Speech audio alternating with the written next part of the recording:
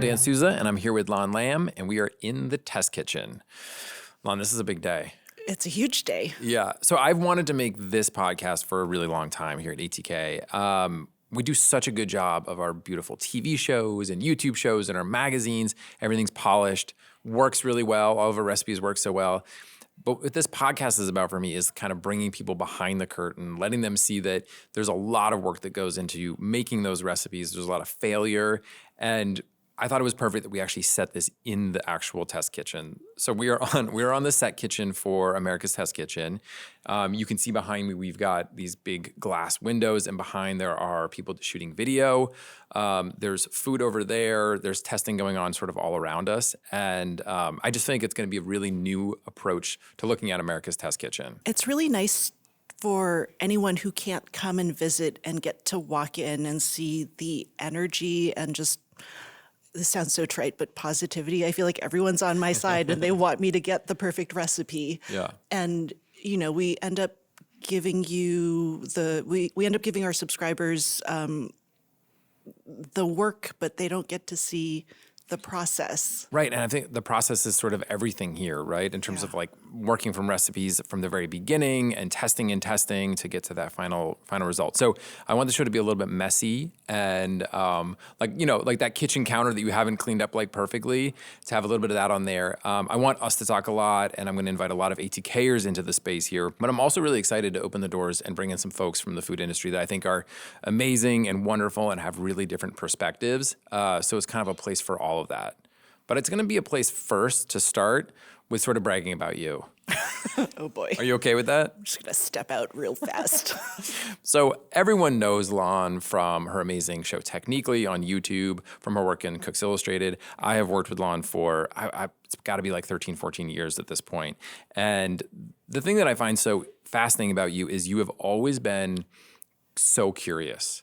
You have been curious from like day one about how the test kitchen process works, but every recipe that you get, you dive into with, like a beginner's curiosity almost. And through that curiosity and exploration and testing, I feel like you come up with really interesting discoveries and takeaways, and then you present them on the show. Yeah, it's funny because I start recipe dev with that beginner's perspective, like what is this? And in some cases, it's really easy because I didn't grow up eating baked potatoes. I don't think I'd ever made a baked potato until I was asked to make a baked potato recipe. And I was like, so it was really easy. And then you do the testing and you get deeper and deeper and deeper and deeper.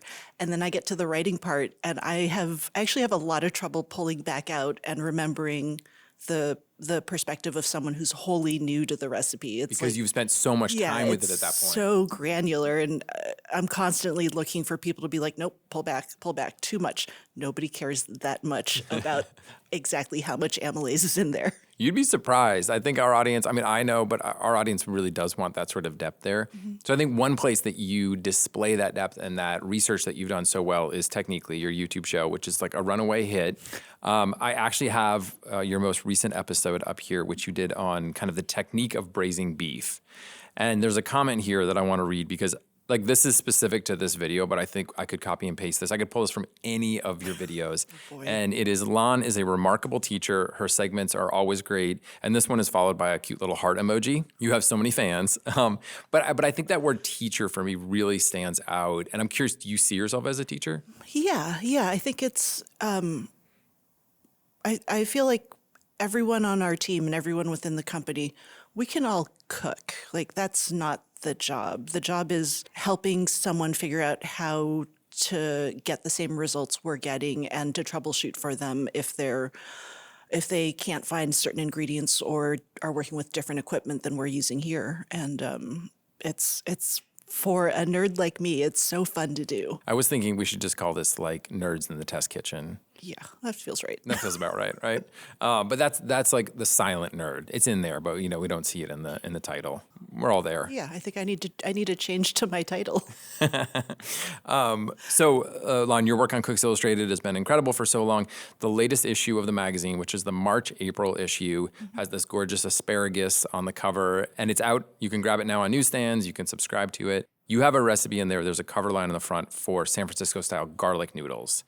I'd love to hear more about your development behind that and kind of how you found that recipe. So that recipe was not originally slated for that issue. It had been slated for one previous to that, but no one in the test kitchen had actually tried this dish, and so I made a bunch of existing recipes from out on the internet, and they were all copycat recipes to some extent. We were like, what do we have to add to this canon?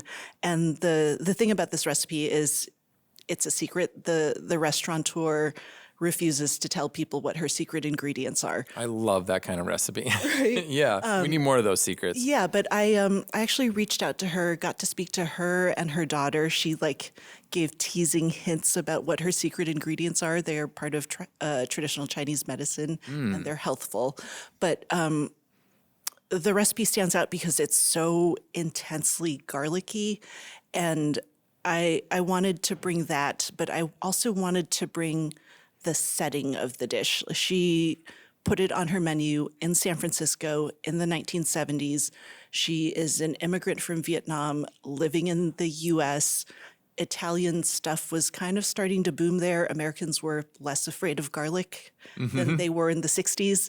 And so I wanted to make sure that our version of this recipe kind of had all of those elements, the immigrant experience, the garlicky flavor, and the Vietnamese Americanness of it all. Like tasting the other recipes, I was like, these are very good. They do not taste Vietnamese to me. And as a Vietnamese immigrant, that was really important. And so what was that Vietnamese sort of element that was missing in your mind? So back in the 60s, 30s through 60s in southern Vietnam, there was this sauce called Maggi that was very popular. It was French, Swiss in origin. But when Helene and her family came to the U.S., they were still cooking with that. And these days, not popular in Vietnam, not commonly used. It's like an old school, throwback thing. Like maybe grandmothers would be using it, but okay, interesting. Yeah, but I just felt like rather than using soy sauce or fish sauce or oyster sauce, I needed to bring the 70s into that dish just for the people who knew. Yeah. Well, and it adds a lot of flavor, right? So you say Maggi, I've heard it also called Maggi. There's aren't there 17 different varieties of this based on who's making it and where it's used? Yeah, it's used across the world actually. And I think it's Nestle who makes it. They make slightly different versions of it for different regions. It's like a super concentrated, slightly salty umami booster that is supposed to kind of mimic the flavor you'd get when you have a concentrated broth, like a meaty broth, like generic meaty. Yeah. But they've sort of tailored it to different regions. I love when that happens too. Yeah. Like different Coke formulations and different types of potato chip flavors in different areas. Yeah, we had a fun tasting of it. I think somebody brought in 5 different bottles and we tried them all and they're subtly different. That's so cool. Okay, so but we didn't even talk about the key component of that dish, which is the garlic. So I know when we tried some recipes, they were all over the map and there were some that were super garlicky and some more subtle. What did you end up deciding for yours? I saw recipes that range from 2 cloves of garlic sliced up to 25 cloves crushed in a 2 mortar. to 25? 2 to That's 25. A huge range. Right? Yeah. And so, you kind of understand why everyone was like, so what is this supposed to be? But I settled on 4 teaspoons, I think. And I made sure that it was crushed because then you could get enough garlic flavor without it kind of overwhelming everything.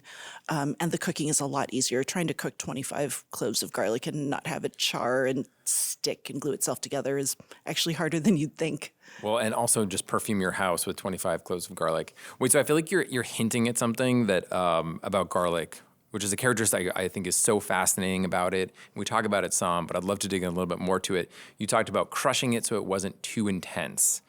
Can you dig in a little more on that? Yeah, so the flavor that is characteristic to garlic, it's not actually in the cloves. When the cloves are whole, it gets made when the cells get broken and damaged, and that compound is called allicin. And so the more you cut, smash, bruise your garlic, the more allicin you're gets made. Maybe you're making it, depending on how you want to think That's about kind of that. a philosophical question. But the more allicin is present, and so the more intense that garlicky kind of burn. It's not quite the burn, Yeah, but like that that intensity. characteristic garlic flavor. You have a lot of control over how much you get out of a clove. I love that so much. And I love comparing it to, say, like a carrot, right? You buy a carrot, it doesn't matter how much you slice or mince or dice it, it's going to taste X amount of carrotiness, right? And you cut it in different shapes because you want it to cook differently or you want a different texture. With garlic, and this is also true for onions and kind of the whole allium family, right? How much damage you do has a huge impact on flavor. So you can kind of control that dial. Then you can control, the number of cloves you're using. That's another dial. And then there's even more than that. Yeah. So like time, acidity, Yeah. like salt will kind of minimize some allicin production. It's really empowering to know exactly how much control you have over this one ingredient and how you can kind of tailor it to your taste or the taste of the people you're serving. I think you just nailed it in terms of my perception of what we do at ATK. And what's so empowering for home cooks is we just talked about the why, right? We didn't talk about how to crush a clove of garlic or how to slice it. We can teach you that, but the why behind it is so useful. And this was a morning commute thought about this. I think about this a lot in terms of that how and the why. And this might get a little weird, but we'll come back to cooking, I promise. So when you were a kid, did you ever go through the experience of having a really strong emotion? Let's say you seem pretty... When I was a kid. You seem pretty even keel, but like you were angry about something or you were sad about something. And so I had that obviously a lot as a kid. And I think I just had those emotions and that was it. I was like, I feel angry and that's all I knew. As I've grown up and understood myself more, I can go that level deeper. So I can say, I'm angry right now, but why am I angry? And understanding that is the powerful thing. So a lot of times I'm like, I'm angry, what's going on? And it's like, oh, I skipped lunch. So I'm actually just hungry and angry, so I'm hangry. But like now understanding that it's not the same as being angry about some great injustice. It's just that I skipped lunch, right? And so it seems a little bit silly, but that's really what we try to get across here in the test kitchen is if you understand just the how, you're limited in your understanding of what's really going on. But once you get that why behind it, why you'd want to crush a garlic clove versus slice it, that's when let's go back to the self. We're a little more self-actualized at that point, right? If we want to really get into psychology, you've reached a kind of a different level as a cook. And I think that is everything that we do here, from cookbooks to whatever, is all in service of getting to that point. Yeah, I would agree. It's funny. I actually think we develop recipes for two very different types of people. There are those who find joy and satisfaction in kind of like a paint by numbers approach where you're just ticking off every ingredient that you've prepped perfectly. You're cooking for the exact amount of time or to the texture we're telling you to, and you get a dish that is exactly what the head note and the photography have promised. And then there are the people who are like, oh, they're telling me to do this. I think it's because of this, and I want this other thing, so I'm going to make some changes. And it's really satisfying when you can get a recipe that pleases both people, the experimenters and the paint by numbers folks. Yeah, I agree. And I think your series technically on YouTube does such a great job, especially for those latter folks that want to know more of that why.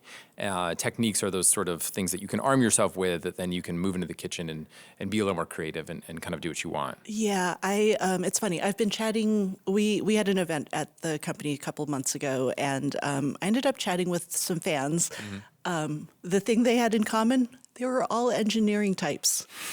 And I was like, you're my people. You're my people. Yeah. I totally get, like, I've had people say, you're kind of an engineer in the kitchen. And they're not totally wrong. Well, Lon, I actually think that is a perfect segue into our guest today. Not necessarily an engineer, but a very analytical mind, and actually has a background as being a scientist, a molecular biologist. This is going to be so fun. We're going to nerd out so much because our guest today is Nik Sharma. At Cooks Illustrated, we're food nerds. That's why every recipe we develop involves research, cooking science, and rigorous testing by our team of expert test cooks. Only the highest rated recipes earn a place in our award-winning magazine. Every issue features our latest recipes and discoveries, cooking tips, and equipment and ingredient reviews. Our step-by-step photos and hand-drawn illustrations show you exactly how to succeed. So, are you ready to become the best cook you know? Subscribe to Cooks Illustrated magazine at cooksillustrated.com today. Nik Sharma, welcome to the Test Kitchen. Thank you for having me. It is such a treat to have you here. I've wanted to have you in the Test Kitchen for a really long time. I've been a fan for a very long time, and I want you to know that my mom has also been a fan for a really long time. What? Yeah, my mom. So my mom loves cooking. She loves food, and she's not big on social media, I won't say, but she's active on there. Marty gets around. Marty gets around. We'll probably talk about my mom a lot on this podcast. But she's been drawn to you for a long time. I think for the same reason that I also have when I first noticed you was your photography. But you're not just a photographer. You are also a molecular biologist. You are a blogger, an award-winning cookbook author. The list goes on and on. And before we dig into all of that, I want to use that as a transition to a segment that I'm really excited to introduce, which is I'm going to pour tea for every guest that comes onto the podcast. And I'm choosing the tea based on what I know of the person. A personality-driven tea, okay? Experience, yes. Okay. And so I picked the tea based on what I know of you now. At the end of this podcast, It'll be different. I could be like, wait, I picked the wrong tea. It's a completely different tea. But so the tea that I have here today is an oolong, and it is partially oxidized oolong. So we're going to get really sciencey here today. So I feel like that's appropriate to talk about with you. So oolongs can range from lightly oxidized to more fully oxidized. They live somewhere between kind of green and black teas. This is kind of right in the middle, and it's really complex, and it can do so many different things. Like it's really good. It's good in the morning, but it's a good late afternoon tea. And I think this ties to you because you are one of the most multi-hyphenate people in the food world that I know. So photography, science, cooking, cookbooks, it feels like there's nothing, an amazing writer, it feels like nothing that you can't really do. And you can prove me wrong throughout this podcast if that's not true, but I think that is. So this is the beautiful tea here. So I'm gonna pour a little bit in here so we can just take a look at the color. And you can see it has this golden green color to it, which I find so lovely. And then these little teacups here, I'll pour for everyone. You're so good at this. You haven't dropped a single drop. Well, now that you say that, Nik, you know I'm going to do it. Thank you. All right. And so for those who are listening to the podcast, you may hear sips and cups being put down. This is live and in action. So let's first, you can take a look at it. That beautiful golden color starts to tell you a little bit about the richness of flavor. And then I like to do a little smell. What are you smelling? Honey. Honey, yeah. I definitely get some honey. There's a little bit of grassiness too. Let's do a taste. It's very vegetal. Like the taste is very vegetal. Yeah, it's got this but ocean veg, like if that makes any sense. There's like this, it's not salinity, it's like a savory, oceany, seaweedy veg seaweed is good, Yeah. And there's that bitter aftertaste. Yeah. Just a little bit of bitterness. And oolong is one of those interesting teas where you can brew it for a pretty long time and in multiple steepings, and it doesn't really get super bitter. So you get a lot of those flavors without, black tea can go bitter so easily. Okay. But I love that. You guys definitely picked up on that savoriness. There's some umami there, some of that rich, the sort of golden color lines up to me with some of the rounder flavors in there too. It's like Nik in a glass. Bitter or savory. No sweet? No sweet. I think there's a little bit of sweetness in there too. Oh, the honey. I mentioned the honey honey. Yeah. Yeah. So I want to start at the place where I really was like, who is this guy, Nik Sharma? And that is through your photography. It is moody. It has such contrast and depth to it. It feels like it tells so much of a story within an image. And I'm curious, I wanted to get into everything else, but I'm curious how you got into photography and what's your connection there? Okay, so I got into photography pretty accidentally, not intentionally. I hated photography as a child. You hated it? I hated it. Not just were indifferent to it, you actively hated it. Aggressively hated it. So my dad he's trained as an artist and then worked in commercial photography and advertising in India, and I hated it because you would have all this expensive equipment like the stuff we're surrounded by right now, and you would get yelled at if you bumped into it, which is why earlier I was panicking when I saw all the cables. A little bit of childhood trauma there. But there was no desire to even touch a camera because they were so expensive, and my dad would always say, don't touch it, you'll break it. So I didn't. And when I got into blogging, the one thing about blogging is it forces you to do things you never intended.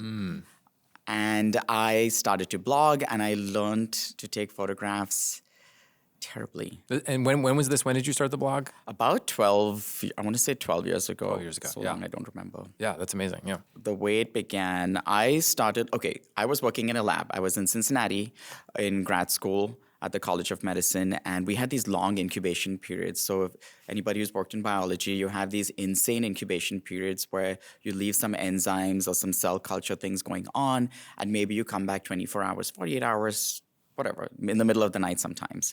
And you have nothing to do. So I would go home, watch TV. I said, oh gosh, like I'm sitting doing nothing. And that was when blogs were kind of taking off. Yeah. And I said, who are these people? They live these magnificent romantic lives. There's light falling through their kitchens. And it's so beautiful. I feel I'm transported and I'm not thinking about being in a room with no windows. That's how the labs were back then. Yeah, and just fluorescent light and like locked away. Yeah, and you're just sitting in there, and then especially in winter, it's awful in the Midwest because you come out and it's night at 4 o'clock in the evening. And when I decided to start a blog, I said, oh shoot, these people take beautiful photographs. My photographs are hideous. And I picked up my first camera. I reached out to my dad, and he said, "Oh, I was like, you?"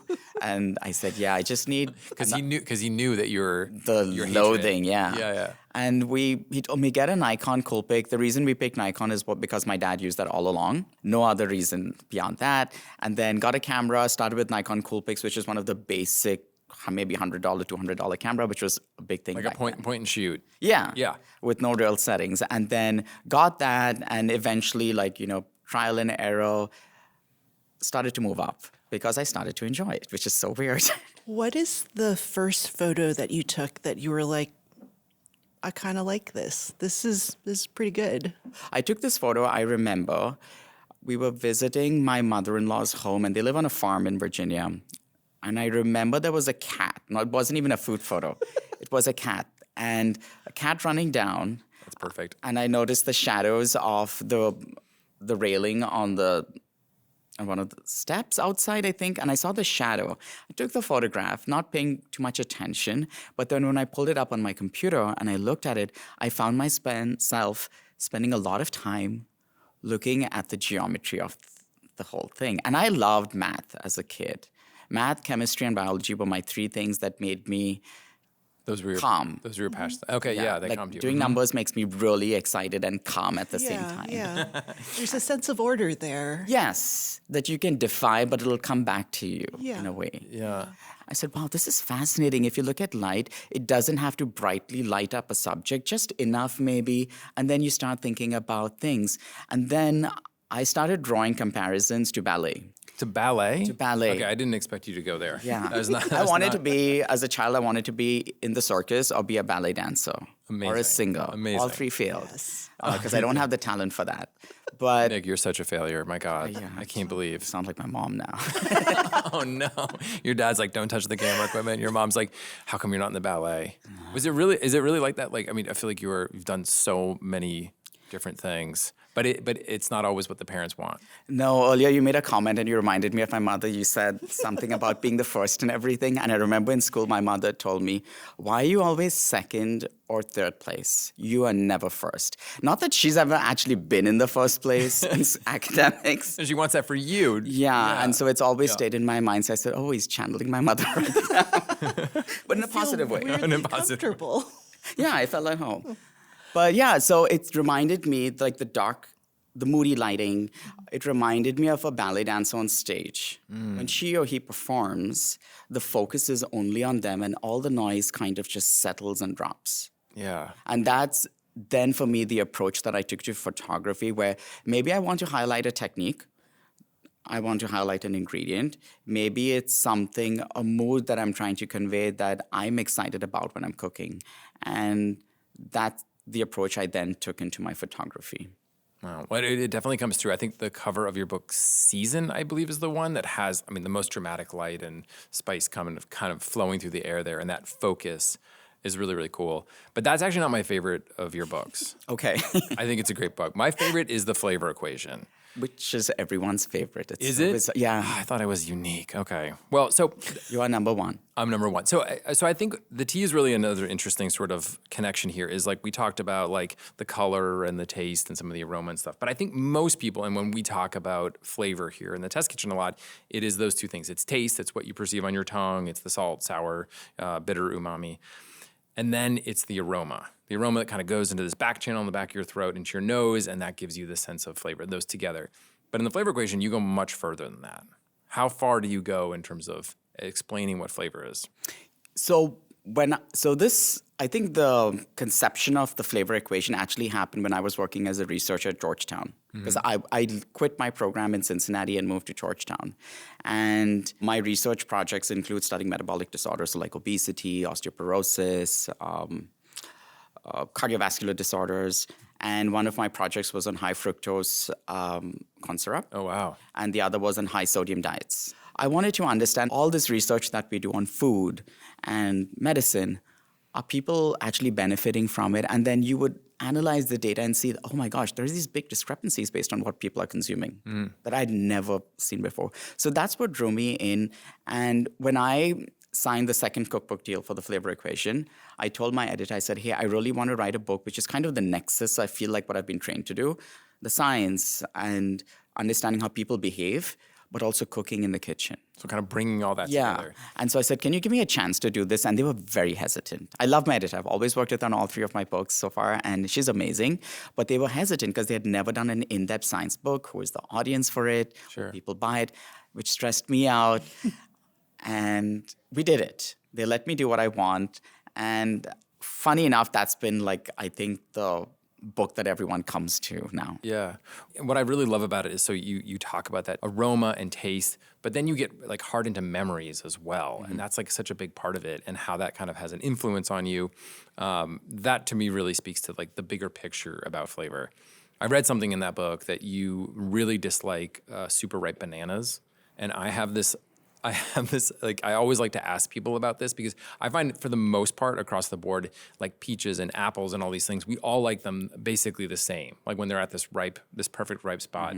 But with bananas, it's really, really different. And I did this YouTube video one time where I asked people to respond, on the scale of sort of green to super ripe, what do you like? And then how strong do you feel about that? And there's like, it's all over the map. It's like this kind of interesting, like sociological experiment, I think, like that. And so I'm curious, have you always felt that way? Does that connect to like your growing up and what you experienced and that sort Bananas? of? Yeah. I didn't hate them growing up, but it wasn't a fruit that I would run to. Like it's in the kitchen, you look at it and you walk away. Yeah. But there's an apple next to it, I'll go get the apple or the orange. Interesting. Okay. Or a guava. I love guava, so I'd go to that. But the banana problem is because of me. Do tell. That is like a book title there. The banana problem is me. Or just My the memoir. The banana problem. It's because of recipe testing. I'm an aggressive tester. I do that thing where, I remember a professor told me there's no such thing as 100% truth. You always shave to get closer to the answer. And so I go with that approach with recipes. I'll never have the best recipe, but I'll try to get close to it that I think is, according to me, the best. The sort of pursuit of perfection in a recipe. Yeah. And I had this upside-down banana cake that was done with ghee and caramelized sugar. I went and tested it 33 times. 33 times. Because you love numbers. You kept track. Yeah. Yeah. And I tested it 33 times, but that's a lot of ripe bananas to handle. The aroma, the texture is so, I'm going to say disgusting on this podcast. Yes, go for it. It is so nasty and so disgusting after a while that I've overcome I can talk to you comfortably about it, but I want to say a year ago, I would gag. You wouldn't even be able to talk to us about And it. if anybody brought a banana into the room, I would run or I would ask them to leave. Oh my God. There's bananas in this room right now. You know that, So right? now I can handle it. But the texture, Okay. like if you had a mushy thing, Yeah. like my godson is 3 and he eats Yes. You don't have to right say food, it. and it's Yeah, also yeah. like messy when children eat. Yeah. It's too I much. just leave. Isn't That that, deep breath. It's very traumatic.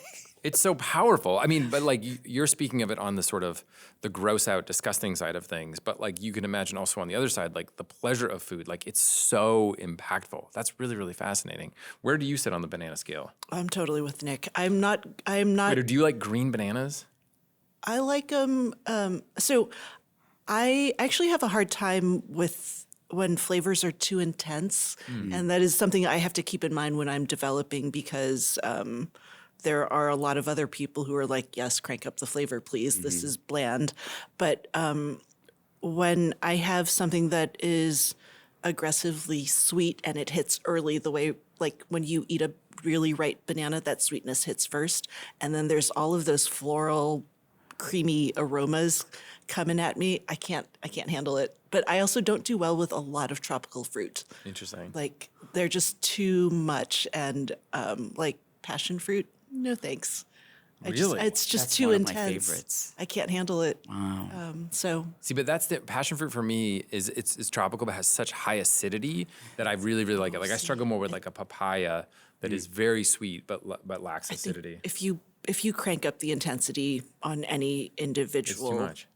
thing, like whether it is sweetness or acidity, I'm just like, can we just back off? Like, I've worked with you for so long, I had no idea. That's so interesting. gosh. Yeah. No, I've been avoiding all the passion fruit stuff that's been around. I'm the doing like a test kitchen. super cut. I'm going back to all the times where there's been a passion fruit that Lon's like, no, and like diving, and it all makes sense. I'll try it all. Like I will eat it. I just don't enjoy it. Yeah, I got it. I got get it. it, yeah. Wow, that's so interesting. All the tea is spilling. Yeah. Oh my gosh. Like it happens every time we get together. All Wait, the really? tea. I was like, oh no, the tea is spilling. But no, it's good. We're getting it all on the table there. What does Dan hate? Yeah. What do I hate? I wouldn't say that. So first of all, I want to clarify my position on bananas because we didn't really. I feel very strongly in like a heavily speckled banana. Oh no. And I really struggle on the other end of the spectrum. So like if they're at all green or even just coming off of green, that like sourness in a banana. I like acidity and lots of things, and the sourness in banana, I cannot handle that like chalkiness. So, so I in my sort of quest to understand folks' preference for bananas, I also asked for the intensity score. So like on that, like you're like heavily speckled or whatever, and then the intensity. And so from like a 0 to a 10, like 10 is I will only eat this kind of banana. I won't eat that kind. And that's the other part of it that's so interesting is most people are really high on that scale. Like they have a very specific taste and they're not open to anything else. And I want to find like more analogs for that over time because I think there's something really interesting going on there. But what do I hate? So I was a kind of a picky eater, but as I've grown up and I got into food, like a lot of that changed. So I don't have anything that I just like absolutely hate. I will say, and this is not a cool thing to say, is I don't like offal.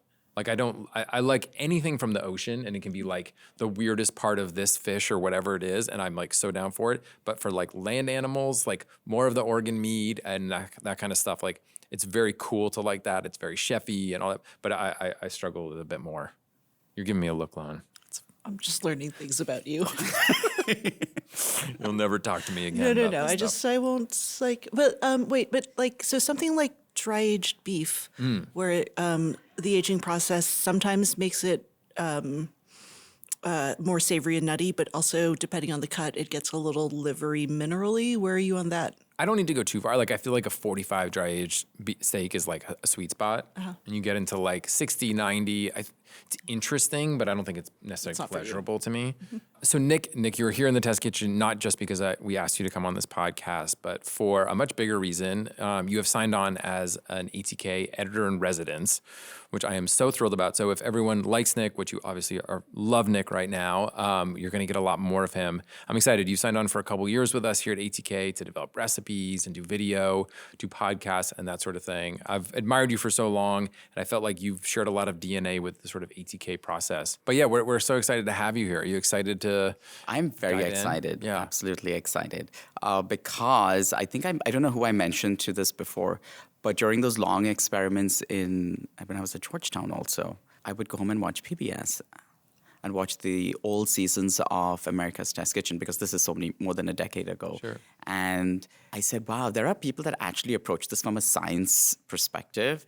I had taken a couple of food science courses in school, like microbiology and biochemistry of food and stuff like that. But I'd never seen anybody approach it like that. And I said, who are these people who are as crazy as I am? Who are I love these it. crazy people? Yeah. I feel like that's a home over there. Like I get it. Like, I get the intensity and why you're doing it, but there's also this pursuit of flavor. And I'm really passionate about science, but I'm also really passionate about flavor. And there's both of those things happening at the same time.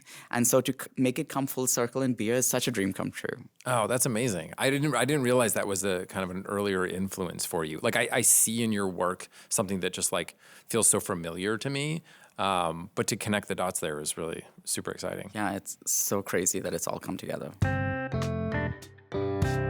Love what you're watching? Take your cooking to the next level with our Essential membership. Get instant access to thousands of recipes, tips, techniques, product reviews, and step-by-step videos. Our members app allows you to search by ingredient, set dietary preferences, and save your favorite recipes. For those looking to level up, our newest feature, ATK Classes, offers more in-depth instruction led by ATK experts so you can gain greater confidence in the kitchen. Start your free trial by visiting the App Store or going to americastestkitchen.com/YouTube today. All right, so I want to move into this kind of third segment that I want to do here in the podcast, and it's asking some not lightning round questions, but some quicker questions. Okay. And this one, I'm super curious. I do ask this of like strangers on the street, so it's not this won't be the first time ever. So we talk so much about salty, sweet, sour, and all these different things. I feel like the world of acids, cooking acids and things like that are so fascinating, interesting, and diverse. And with your sort of perspective on, I'm curious if you had to just work with like one acid for the rest of your life, what would it be? And you can't say like vinegar's whole. Like you gotta drill down. Oh, I gotta narrow it down. If it's in citrus world, you gotta drill down. I want to understand why. I would go with tamarind. Really? Mm-hmm. Why is that?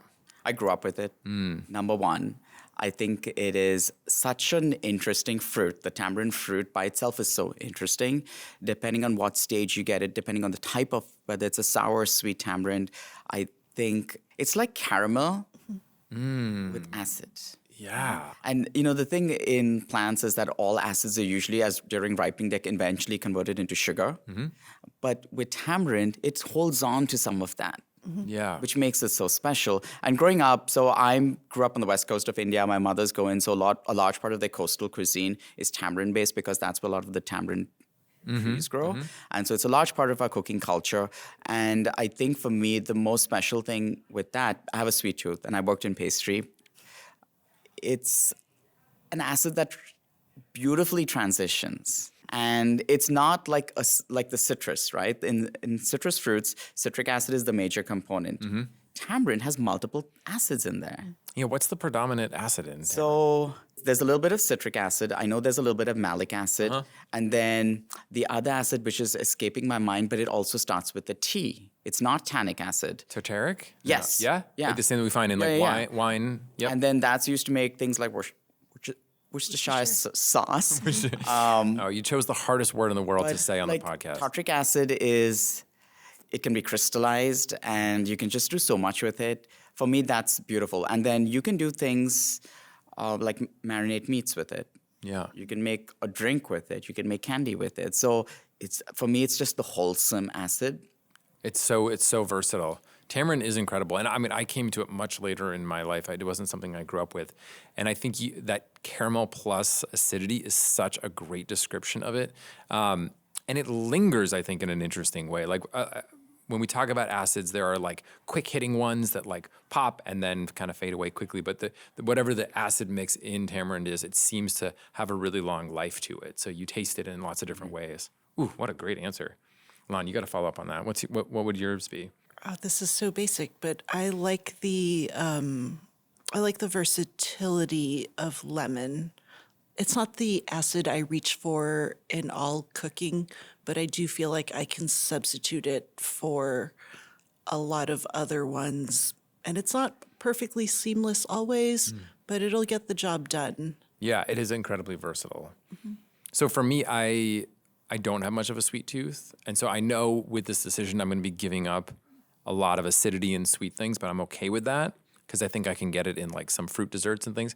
But I'm going to go with a vinegar. There's a couple vinegars in mind, but I like really interesting complex vinegars. So sherry vinegar, Chinese black vinegar that bring all that acetic acid, which is like aromatic and makes my mouth water, but also bring this rich character to them. What I love about vinegars is that you start with a base spirit or whatever it is that has its own character, and that carries through to it. I'm going Why are to you have laughing to at me? stop you right there. Why? You got to pick one. You started this off Oh with, yeah, he did pick like two. with you can't just say vinegar. But no, that was just for you guys.